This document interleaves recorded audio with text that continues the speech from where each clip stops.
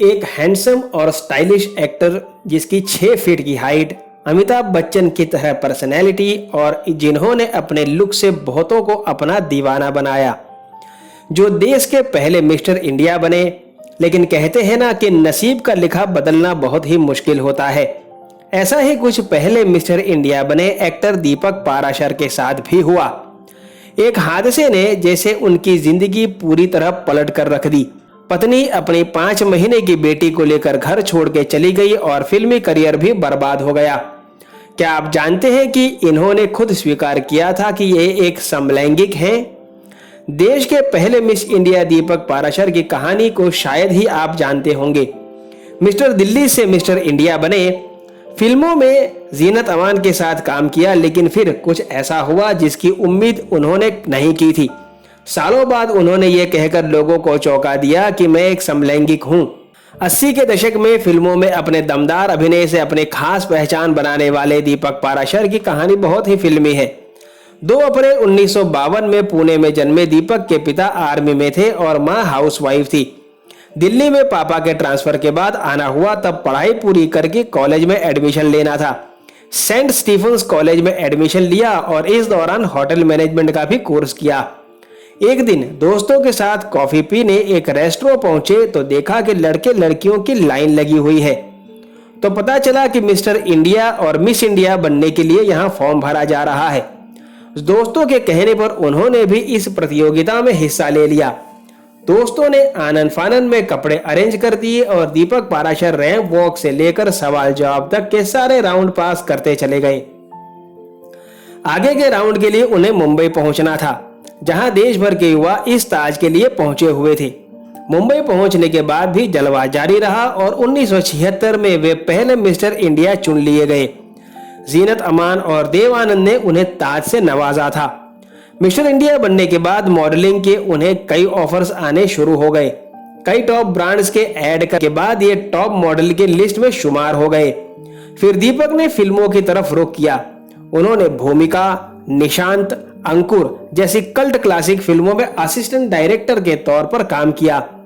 श्याम बेनेगल जैसे डायरेक्टर के साथ काम करके इन्होंने बॉलीवुड की बारीकियां सीखी और फिर इन्होंने एक्टिंग के लिए भी ऑफर आने शुरू हो गए। उन्होंने यूनाइटेड प्रोड्यूसर्स प्रतियोगिता में हिस्सा लिया और इसके भी विनर बने गए। ये वही प्रतियोगिता थी जिसने फिल्म इंडस्ट्री को राजेश खन्ना जैसा सुपरस्टार दिया था। बी.आर. चोपड़ा ने उन्हें बड़ा ऑफर दिया और उनकी एक्टर के तौर पर बॉलीवुड में एंट्री हो गई। ये फिल्म थी इंसाफ का तराजू, जो 1980 में रिलीज हुई थी। इस फिल्म में उनके साथ जीनत अमान नजर आई। इसके बाद आप तो ऐसे न थे मैं उन्हें देखा गया। फिल्म का गाना तू इस तरह से इतना हिट हुआ कि लोग ही नहीं, मेकर्स भी उनकी अदाकारी के दीवाने हो गए। ये वो दौर था जब मल्टी स्टारल फिल्में ज्यादा बन रही थी। राज बब्बर के साथ उनकी जोड़ी खूब जमी। सरिता नाम के फैन के साथ इन्होंने शादी कर ली। शादी के बाद एक बेटी भी हुई जिसका नाम राधिका रखा। बेटी 5 महीने की थी तो एक फिल्मी इवेंट के लिए उन्हें दुबई से बुलावा आया, जहां उन्हें सम्मानित किया जाना था। दुबई पहुंचे तो वहां एक बोट राइड पर निकले। नसीब को कुछ और ही मंजूर था और वो बोट दर्दनाक हादसे का शिकार हो गई। हादसे में दीपक के साथ मौजूद 2 लोगों की मौत हो गई और वे बुरी तरह से घायल हो गए। उन्हें अस्पताल में भर्ती कराया गया। बहुत कोशिशों के बाद उन्हें बचा लिया गया और कई दिनों के बाद वापस भारत लाया गया। जो शख्स एक खूबसूरत पर्सनैलिटी का मालिक था, वो अब व्हील चेयर पर चलने मजबूर था। उसकी हंसती खेलती जिंदगी भी बर्बाद हो गई। इस हादसे के बाद उनकी पत्नी अपनी बेटी को लेकर उन्हें छोड़कर चली गई। हालांकि इनके माता पिता इस कठिन घड़ी में भी इनके साथ थे। इस हादसे से उभरने में इन्हें 3 साल लग गए, लेकिन इन 3 सालों में बॉलीवुड ने इन्हें भुला दिया था और इस बीच कई नई चेहरों ने अपनी जगह बना ली थी। दीपक ने फिर से काम पाने के लिए मेकर्स के पास कई चक्कर काटे, लेकिन बॉलीवुड में उगते सूरज को ही सलाम होता है। डूबते सूरज की तरफ दीपक को भी भुला दिया गया।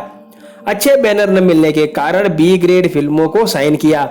एक इंटरव्यू में उन्होंने बताया था कि हॉरर फिल्मों में वो ऐसे उलझे कि फिर सालों तक हॉरर फिल्में ही करते रह गए। उन्होंने साल 1993 में आंधिया नाम से धारावाहिक में डेब्यू किया। इसके बाद जी हॉरर शो, चंद्रकांता, स्वाभिमान, कानून, रिश्ते, डॉलर बहू, कहीं तो होगा, बिग बॉस 1, चंद्रमुखी और नीम नीम शहद शहद जैसे टीवी शोज में नजर आए। बिग बॉस में उन्होंने खुलासा किया कि वे एक गे हैं और इस बयान से फिल्मी गलियारों में खूब चर्चाएं हुई। दर्शकों के लिए उनका ये बयान चौंकाने वाला था। कैसा लगा आपको दीपक पराशर के बारे में बनाया गया हमारा ये वीडियो, मुझे कमेंट बॉक्स में जरूर बताइएगा। आज के वीडियो में बस इतना ही। अगर वीडियो जरा सा भी पसंद आया हो तो वीडियो को लाइक करना बिल्कुल ना भूलें। आपसे मुलाकात होगी जल्द एक और नई पेशकश के साथ। तब तक अपना ख्याल रखें। धन्यवाद।